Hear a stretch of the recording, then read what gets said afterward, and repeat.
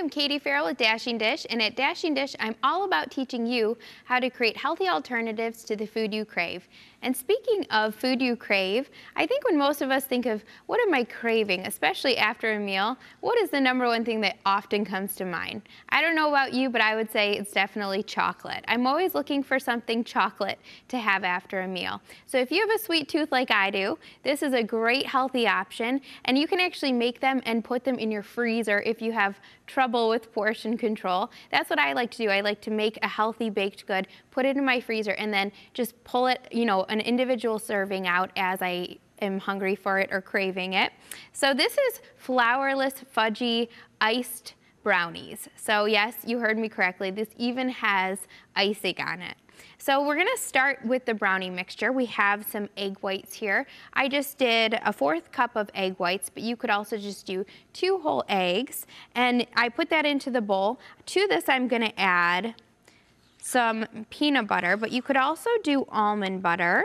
Any kind of nut butter would work. And this is flourless, so there is absolutely no flour in this recipe at all. So the great thing is if you know somebody with, a gluten allergy, or you're just looking for ways to cut processed ingredients like white flour out of your diet completely, this is a great option. And then also we're gonna do pumpkin, which is kind of surprising, but you can't taste it at all. It really adds a lot of moisture to these brownies. So this is 1 cup of pumpkin. You can't taste it, like I said, so if you're thinking, well, that's strange, pumpkin inside of a brownie, you will never know what's in there. Then I have some baking stevia, and baking stevia is just a natural form of sweetener, and I do a 1/3 cup of baking stevia there. And then I'm gonna save just a few tablespoons to go into the icing. So we'll just leave a little bit in the bowl. So that's a 1/3 cup.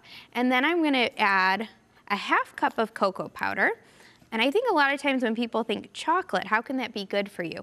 Well, actually, cocoa powder in itself is, it has no sweetener, so it's not bad for you in itself. It's when we add the sugar and the butter to it that it makes it unhealthy. So that's a really good way to get your chocolate in a healthy way. And then we're gonna do 1/2 cup of almond milk. And then just a teaspoon of baking powder. And then just a pinch of salt. And then we're gonna stir this up. And what I like to do when it comes to baked goods of any sort is just, find a really easy way to do it. So I usually just add everything to one bowl. I know that a lot of times, recipes say put the dry ingredients in one bowl, the wet in the other, but I like to keep it simple. So I just stir everything together in one bowl. It makes less of a cleanup. And then we're gonna add this to a baking pan. Once it's nice and creamy. Just like that. And you can see how this already looks just like a traditional brownie mixture. And I didn't add any oil, I didn't add any butter, any flour. And not that those ingredients are bad for you, but I like to say at Dashing Dish that clean eating is all about eating foods that are not man-made, not processed. So when we add things like white flour or white sugar to our recipes, those are heavily processed man-made foods. It's basically taking the whole grain and stripping it of all nutrients and bleaching it, and that's how we get white flour. With white sugar, it's the same thing. Sugar is actually brown if you have it in its natural source. So they process it, they bleach it, so it takes all the nutrition out. And so what we're looking for is really foods that are created by God to nourish our bodies. And this just helps our bodies function just as God created them to be. And you can see how smooth and creamy that looks. It almost makes you want to lick the bowl, just like a traditional brownie batter. So I sprayed this baking pan. I'm just going to move it a little bit closer to me here. And I'm gonna just pour that right in. And these brownies are about 200 calories per serving, but that's excellent compared to the traditional brownie, which can have upwards of, 300 calories. But more importantly than even calories in this recipe is the fact that, like I said, there's nothing processed. It's foods that God designed for our bodies, so it helps nourish them. And then we also get a nice sweet treat as well. So we're gonna bake this for about 30 to 35 minutes in a 350-degree oven until it comes out clean. And so we're gonna make the frosting next, and I'm gonna show you just by frosting this pan of brownies. We have here 1/2 cup of nut butter, and I used peanut butter, but you can use any kind of nut butter that you like.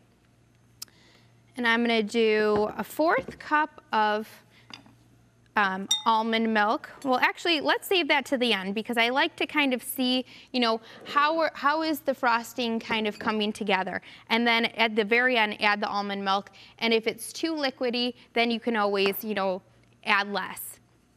I'm gonna do a 1/4 cup of protein powder. And then 2 tablespoons of cocoa powder.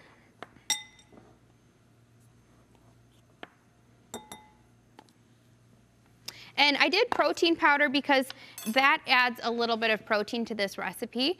There wasn't a whole lot that went into the brownies, so that's a nice protein pick-me-up in the frosting. So you can see I saved the almond milk to the end, and that way you can kind of alter it based on what you want your consistency to be. I'm gonna add the rest of this baking stevia.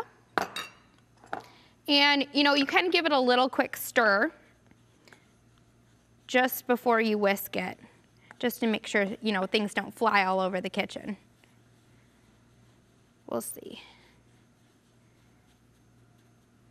And you see it's a little bit dry. So like I said, you can do a 1/4 cup, measure that off, and then add just a few tablespoons at a time, just as you would if you're making any traditional frosting.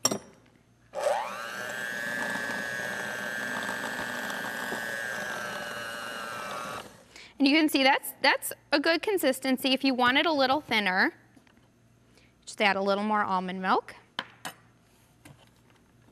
I like my frosting a little thicker, so.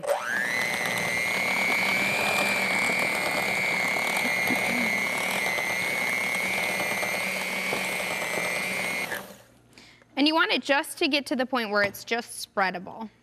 Let's add the rest of that.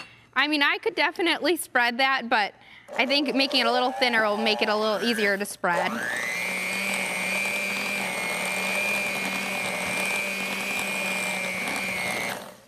Okay, and then we'll kind of get that off the beaters there. We'll frost the brownies that we already had baking. You can see this is the finished product here. And just smooth that on there.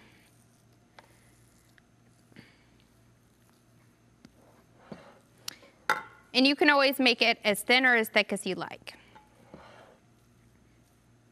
So I'm going to continue frosting these brownies. And if you'd like this recipe or more just like it, you can head over to ctvn.org.